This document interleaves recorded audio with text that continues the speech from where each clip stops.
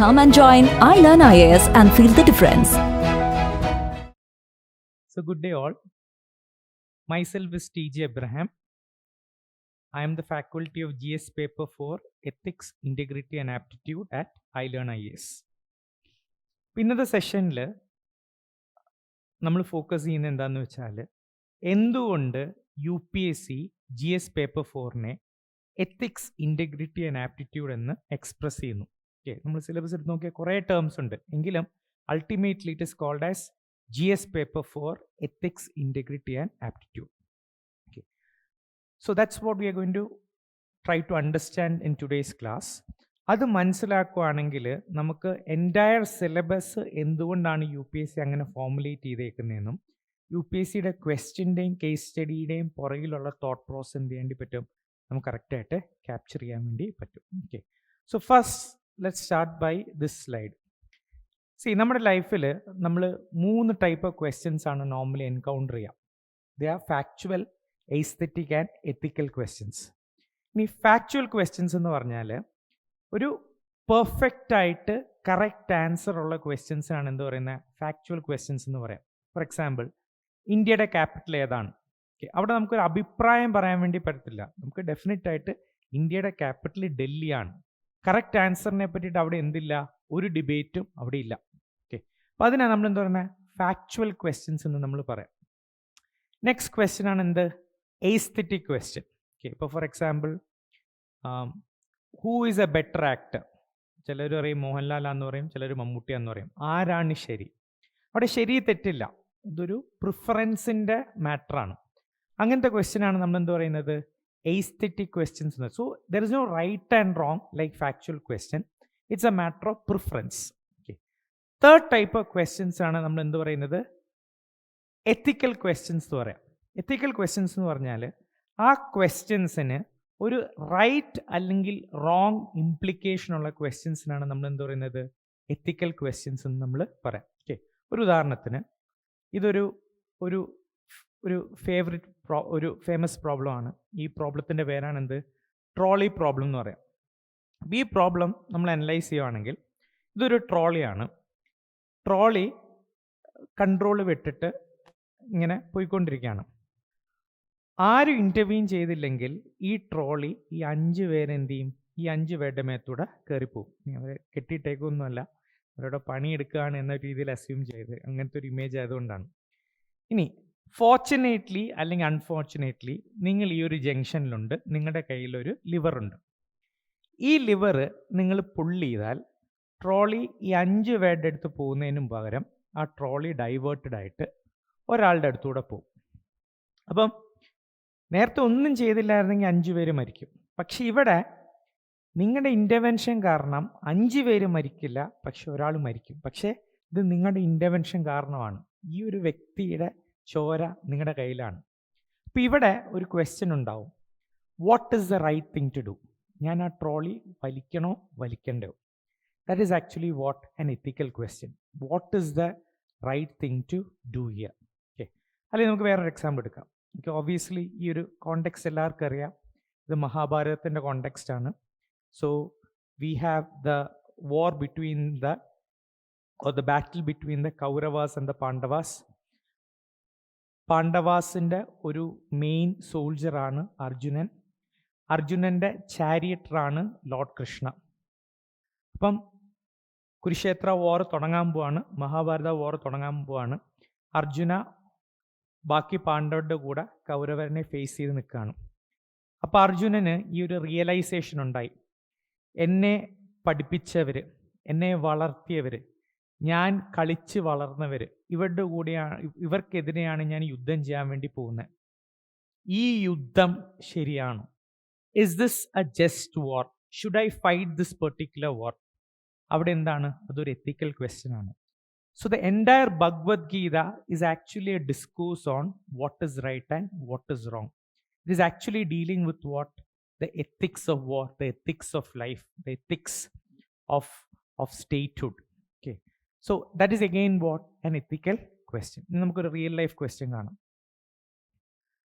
See, now we had the COVID pandemic. അപ്പം imagine that you are A civil servant, you are A police officer. നിങ്ങൾക്ക് കേരള കർണാടക ബോർഡറിൽ ഒരു posting കിട്ടുവാണ്. നിങ്ങളൊരു കർണാടക കാഡറിലാണ്. നിങ്ങൾക്ക് Karnataka government clear instructions തന്നിട്ടുണ്ട്. കേരളത്തിൽ കോവിഡ് ഓൾറെഡി പടർന്നു. At any case we should prevent covid from spreading from Kerala to Karnataka. അതുകൊണ്ട് ഒരു കാരണവശാലും കേരളത്തിൽ നിന്ന് ആരും ഇങ്ങോട്ട് കടത്തിവിടരുത്, കർണാടകയിലേക്ക് കടത്തിവിടരുത്. ഓക്കെ. ഇനി ഒരു പെർട്ടിക്കുലർ ഡേ എന്താ സംഭവിച്ചതെന്ന് വെച്ചാൽ, ഒരു ആംബുലൻസ് നിങ്ങളുടെ അടുത്തേക്ക് വരികയാണ്. ആംബുലൻസ് നോക്കുമ്പം അതിനകത്തൊരു പ്രഗ്നൻറ്റ് ലേഡിയും ഒരു ഡോക്ടറും ഉണ്ട്. പ്രഗ്നൻറ്റ് ലേഡി ബ്ലീഡിങ് ആണ്. നിങ്ങൾക്ക് മനസ്സിലായി ഇതൊരു എമർജൻസിയാണ്. ഡോക്ടറും പറഞ്ഞ എമർജൻസിയാണ്. ആ ഏരിയയിൽ വേറെ നല്ല ഹോസ്പിറ്റൽസ് ഒന്നുമില്ല. കേരളത്തിൽ നിന്ന് ബോർഡർ ക്രോസ് ചെയ്ത് കർണാടക മാംഗ്ലൂർ എത്തിയാൽ മാത്രമേ അവർക്ക് എന്തെങ്കിലും ഒരു ചാൻസ് ഉള്ളൂ. ഇവിടെ നിങ്ങൾ ആ പ്രഗ്നൻറ്റ് ലേഡീനെ കർണാടകയിലേക്ക് കടത്തിവിടൂ. അതായത് ഒരു സൈഡിൽ you have the rule of law. The law is very clear here. The directive is very clear here. To not permit anyone to cross from Kerala to Karnataka. പക്ഷേ ഇപ്പുറത്തെ സൈഡിൽ സിവിൽ സർവൻ്റെ ഒരു ഫൗണ്ടേഷണൽ വാല്യൂ ആണ് എന്ത്? Empathy and compassion. So again on one side you have the rule of law, on the other side you have empathy and compassion. The question here is what is the right thing to do? ഇതൊക്കെ എന്താണ്? എത്തിക്കൽ question ആണ്. കാരണം ഇവിടെയൊക്കെ ഒരു implication ഉണ്ട്, എന്താണ് ശരി എന്താണ് തെറ്റെന്നുള്ള. ഓക്കെ. അപ്പോൾ അങ്ങനത്തെ ക്വസ്റ്റ്യൻ ആണ് നമ്മൾ എന്തെന്ന് പറയുന്നത്? എത്തിക്കൽ ക്വസ്റ്റ്യൻ എന്ന് നമ്മൾ പറയാം. Okay. So let's just go into the definition of ethics. Ethics may be defined as a systematic study of human actions from the view of their rightfulness and wrongfulness. Okay. ഇവിടെയുള്ള ഒരു core ടേമാണ് എന്ത്? Systematic study. Systematic study എന്ന് പറഞ്ഞാൽ എന്താണ്? ഒരു കാര്യം systematic ആയിട്ട് പഠിക്കുക എന്ന് പറഞ്ഞാൽ തിയറീസിൻ്റെയും പ്രിൻസിപ്പിൾസിൻ്റെയും തിങ്കേഴ്സിൻ്റെയും ഒക്കെ പെർസ്പെക്റ്റീവ് ഒക്കെ അടിസ്ഥാനത്തിൽ ഒരു കാര്യം പഠിക്കുന്നതിനാണ് നമ്മൾ എന്ത് പറയുന്നത്? സിസ്റ്റമാറ്റിക് സ്റ്റഡി എന്ന് നമ്മൾ പറയാം. ഓക്കെ. അപ്പം റീസണും ലോജിക്കും തിയറീസും ഉപയോഗിച്ച് എന്താണ് ശരി എന്താണ് തെറ്റ് എന്ന് ഫിഗർ ഔട്ട് ചെയ്യുന്നതിനാണ് നമ്മൾ എന്ത് പറയുന്നത്? എത്തിക്സ് എന്ന് നമ്മൾ പറയാം. Okay. So I just read it. Ethics may be defined as the systematic study of human actions from the view of the rightfulness and wrongfulness. ഇതിൻ്റെ ലക്ഷ്യം എന്താണ്? The aim is to what? To achieve social and human wellbeing. അതായത് ഓരോ ഇൻഡിവിജ്വൽസിനും എന്താണ് ശരി എന്താണ് തെറ്റ് എന്ന് കറക്റ്റ് മനസ്സിലാവുകയാണെങ്കിൽ, അത് അവരുടെ ലൈഫിൽ ഇംപ്ലിമെൻ്റ് ചെയ്യുകയാണെങ്കിൽ പല സോഷ്യൽ പ്രോബ്ലംസും നമ്മുടെ കമ്മ്യൂണിറ്റിയിൽ എന്ത് ചെയ്യത്തില്ല?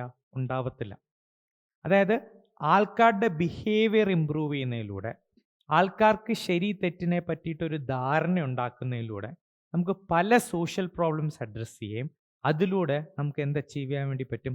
Social and human wellbeing achieve ചെയ്യാൻ വേണ്ടി പറ്റും. ഓക്കെ. അതായത് ജസ്റ്റ് ഒരു കേസ്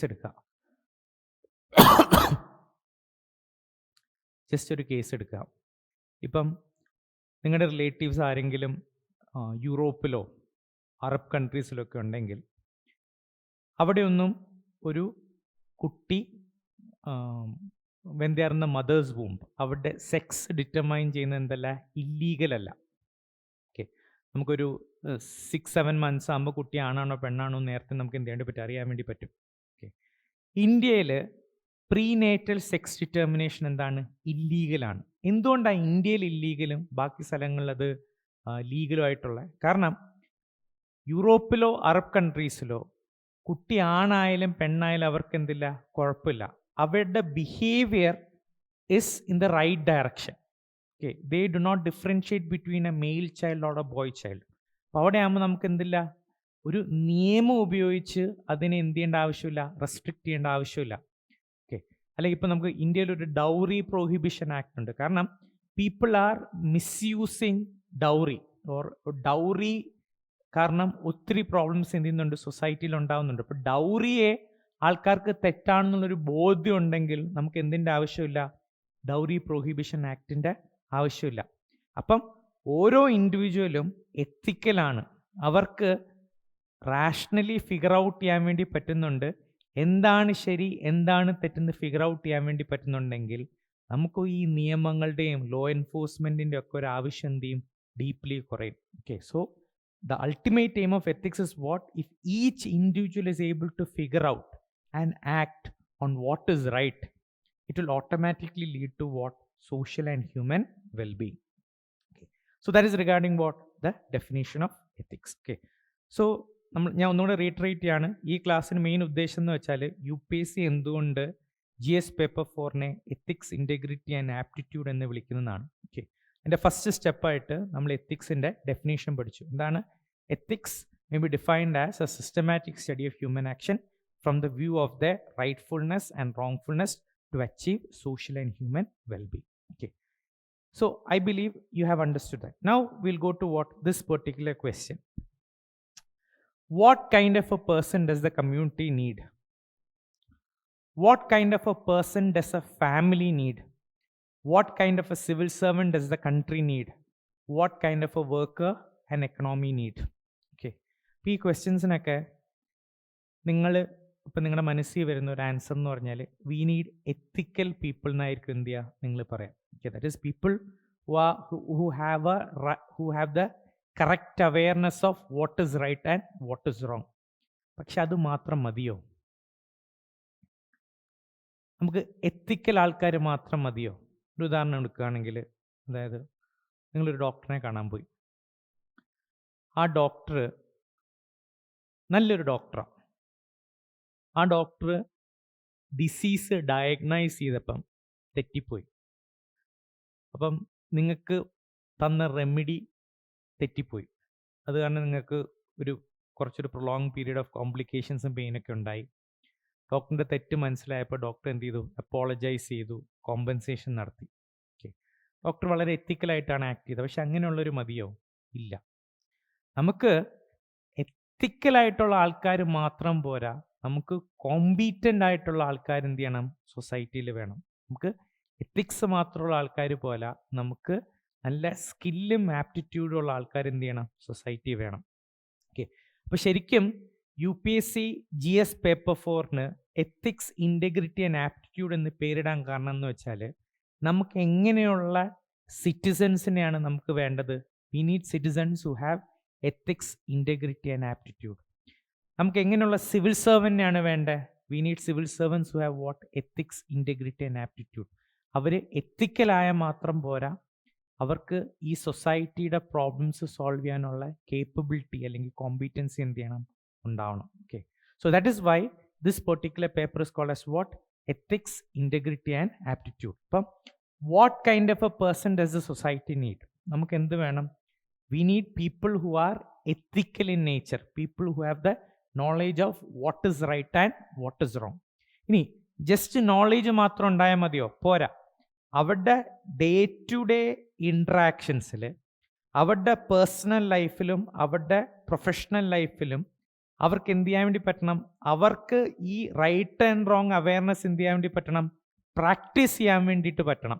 ഓക്കെ, അതുകൊണ്ടാണ് V need people with what? Integrity. That is people who put this particular knowledge of ethics or people who put this knowledge of what is right and what is wrong into practice.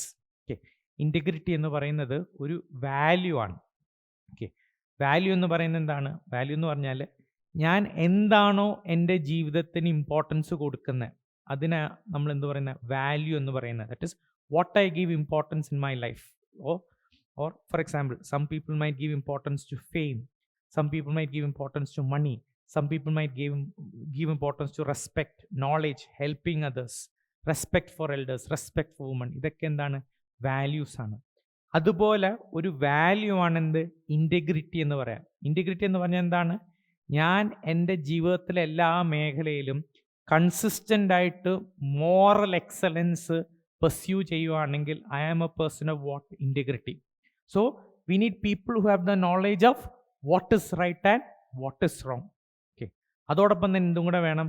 V need people who put this particular knowledge into practice. We need people with what? Integrity. Okay, അതോടൊപ്പം തന്നെ നമുക്ക് എന്ത് വേണം? We need people with what? Aptitude. We need people with what? Skill and competency. Okay, അതുകൊണ്ടാണ് UPSC GS paper 4നെ എന്തെന്ന് വിളിക്കുന്നത്? GS paper 4 ethics, integrity and aptitude. Okay, whether you are A private citizen, whether you are a civil servant, whether you are a minister, whether you are a CEO of a company, or you're working in some private company or public company, you need to constantly demonstrate what? Ethics, integrity and aptitude. Okay. ഇനി ഈ ഒരു ഫ്രെയിമിൽ UPSCയുടെ full syllabus നമ്മൾ analyse ചെയ്യുവാണെങ്കിൽ നമുക്ക് എന്തുകൊണ്ടാണ് ആ സിലബസിൽ ഓരോ എലിമെൻസും വന്നതിന് എന്ത് ചെയ്യാൻ വേണ്ടി പറ്റും? നമുക്ക് മനസ്സിലാക്കാൻ വേണ്ടി പറ്റും. ഓക്കെ, ഞാൻ അതിൻ്റെ ഒരു ചെറിയൊരു ഓവർവ്യൂ കൂടെ പറയാം. ഡീറ്റെയിൽ ആയിട്ട് ഞാൻ അതിലേക്ക് പോകുന്നില്ല.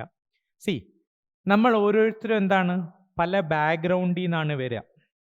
നമ്മുടെ ജെനറ്റിക്സ്, നമ്മൾ വളർന്നു വരുന്ന സാഹചര്യം, നമ്മുടെ പേരൻസ്, നമ്മുടെ കമ്മ്യൂണിറ്റി, നമ്മുടെ സൊസൈറ്റി, നമ്മൾ കൺസ്യൂം ചെയ്യുന്ന മീഡിയ, നമ്മൾ വായിക്കുന്ന പുസ്തകങ്ങൾ, നമ്മുടെ സ്കൂൾസ്, നമ്മുടെ പിയേഴ്സ്, ഇതൊക്കെ ഡിഫറെൻ്റ് ആണ്.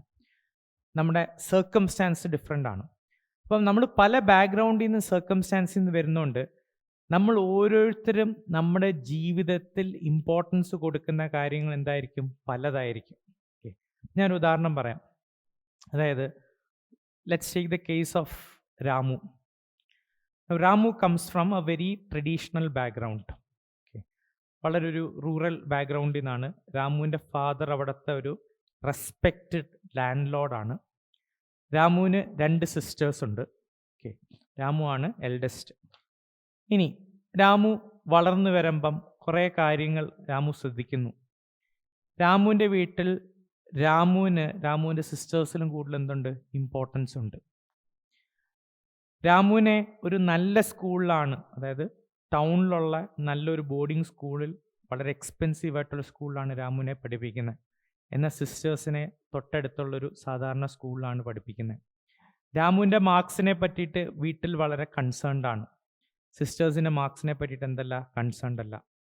രാമു ഒരിക്കലും വീട്ടിൽ അടുക്കളയിൽ കയറുവോ അല്ലെങ്കിൽ ഗസ്റ്റ് വരുമ്പോൾ അവർക്ക് ഫുഡ് സെർവ് ചെയ്യുകയോ ഒന്നും രാമു ചെയ്യത്തില്ല. രാമു മെയിനായിട്ട് കൂടുതൽ മാൻലി ആക്ടിവിറ്റീസിലാണ് എന്ത് ചെയ്യുന്നത്? ഇൻവോൾവ് ആവുന്നത്. ഇനി വീട്ടിലൊരു ഡിസിഷനൊക്കെ എടുക്കുമ്പോൾ രാമു ശ്രദ്ധിക്കുന്നത് വെച്ചാൽ എല്ലാം ആണുങ്ങളാണ് വീട്ടിലത്തെ ഡിസിഷൻസ് എടുക്കുന്നത്, പ്രത്യേകിച്ച് ഫിനാൻസ് റിലേറ്റഡ് ആയിട്ടുള്ള ഡിസിഷൻസ്. ഓക്കെ, അമ്മമാരെയോ ബാക്കി സ്ത്രീകളെ എന്ത് ചെയ്യാറില്ല? ഇൻവോൾവ് ചെയ്യിക്കാറില്ല. ഓക്കെ, രാമു കുറച്ച് വളർന്നു വെച്ചപ്പോൾ രാമുവിൻ്റെ ഹയർ സ്റ്റഡീസിന് വേണ്ടി ഫാമിലി ഇൻവെസ്റ്റ് ചെയ്യാൻ വേണ്ടി തയ്യാറാണ്. എന്നാൽ സിസ്റ്റേഴ്സിന് അത്ര ഇമ്പോർട്ടൻസ് ഒന്നും എന്ത് ചെയ്യുന്നില്ല, പഠിത്തത്തിന് കൊടുക്കുന്നില്ല. ഇപ്പം രാമു പോലും അറിയാതെ രാമുവിൻ്റെ ഉള്ളിൽ പേട്രിയാർക്കി എന്നൊരു വാല്യൂ സിസ്റ്റം എന്ത് ചെയ്യും? ഡെവലപ്പ് ചെയ്യും. That is preference to the male sex. Okay, അതായത് ആ ഒരു മെയിൽ ഡോമിനൻസ് എന്ന ക്യാരക്ടർ രാമു പോലും അറിയാതെ എന്ത് ചെയ്യും? ആ ഒരു വാല്യൂ സിസ്റ്റം രാമുവിൽ എന്ത് ചെയ്യും? ഡെവലപ്പ് ചെയ്യും. ഓക്കെ, അതുകൊണ്ടാണ് different people have what? Different value systems. നമ്മുടെ ഈ വാല്യൂ സിസ്റ്റം നമ്മളൊരു കോണ്ടെക്സ്റ്റിൽ എക്സ്പ്രസ് ചെയ്യുന്നതിനാണ് നമ്മൾ എന്ത് പറയുന്നത്? നമ്മുടെ ആറ്റിറ്റ്യൂഡ് എന്ന് നമ്മൾ പറയുന്നത്. ഓക്കെ, ഇപ്പോൾ ഫോർ എക്സാമ്പിൾ രാമു രാമു നല്ല മാർക്കൊക്കെ കിട്ടി, ഡൽഹിയിലൊരു നല്ല കോളേജിൽ അഡ്മിഷൻ കിട്ടി. ആ കോളേജിലൊരു എലക്ഷൻ സംഭവിക്കുകയാണ്. ആ എലക്ഷനിൽ ഒരു മെയിൽ കാൻഡിഡേറ്റ് ഉണ്ട്, ഒരു ഫീമെയിൽ കാൻഡിഡേറ്റും ഉണ്ട്. രാമു ആർക്കായിരിക്കും പ്രിഫറൻസ് കൊടുക്കുക? രാമുവിൻ്റെ പേട്രിയാർക്കി എന്ന വാല്യൂ കാരണം ആ ഒരു സിറ്റുവേഷനിൽ രാമുവിൻ്റെ ആറ്റിറ്റ്യൂഡ് എന്തായിരിക്കും? മെയിൽ കാൻഡിഡേറ്റിനോടാവും എന്ത് ചെയ്യുക? പോസിറ്റീവ് ആറ്റിറ്റ്യൂഡ് ഉണ്ടാവുക. ഓക്കെ, ഇപ്പോൾ രാമുവിൻ്റെ ബിഹേവിയർ എന്തായിരിക്കും? മെയിൽ കാൻഡിഡേറ്റിന് വോട്ട് ചെയ്യുന്നതാണ്. ഓക്കെ, അപ്പോൾ നമ്മൾ പല സാഹചര്യങ്ങളിൽ നിന്ന് നമ്മൾ വരുന്നത് കൊണ്ട് നമുക്ക് ഓരോരുത്തർക്കും ഡിഫറെൻറ്റ് വാല്യൂ സിസ്റ്റംസ് ആയിരിക്കും.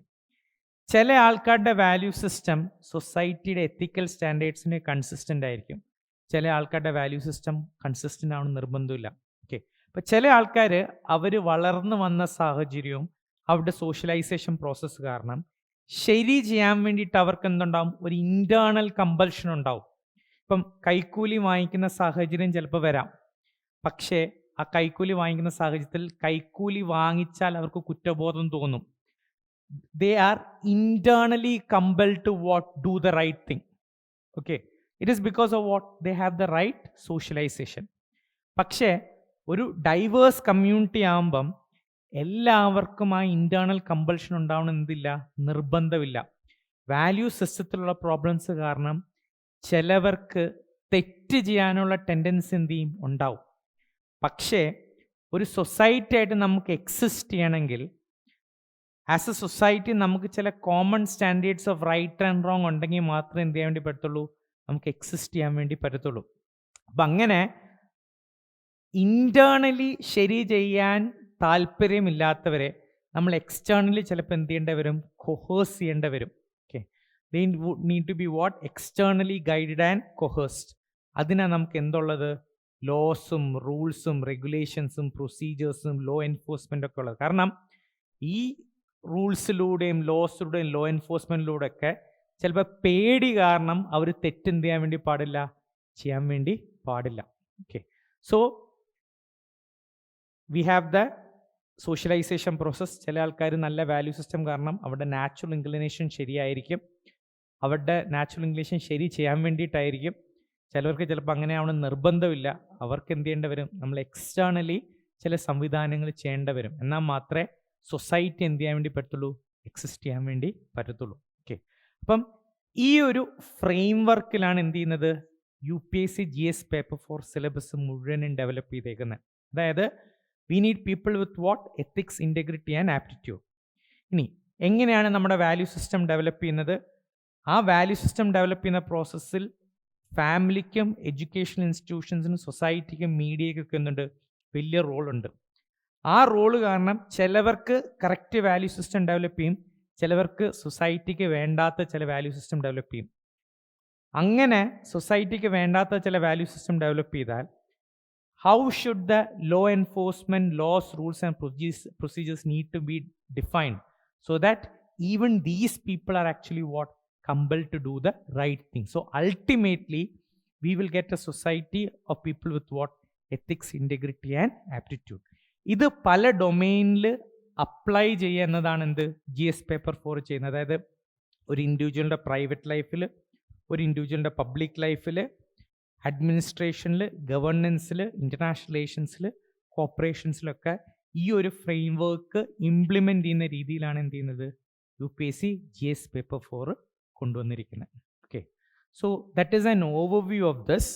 Okay, so what we have done in this particular class is that we have tried to understand why UPSC has called GS paper 4 ethics, integrity and aptitude. Okay, now if you have this particular framework in mind, പിന്നെ UPSC സിലബസിലൂടെ പോയാൽ ഓരോ കീവേഡിൻ്റെയും purpose എന്ന് പറഞ്ഞാൽ ഈ ഒരു frame വർക്കിലേക്ക് എന്ത് ചെയ്യാൻ വേണ്ടിയിട്ടാണ്, നമ്മളെ കൊണ്ടുവരാൻ വേണ്ടിയിട്ടാണ്. Okay, so that's it. Okay, so that's it for the session. Thank you for listening. Bye.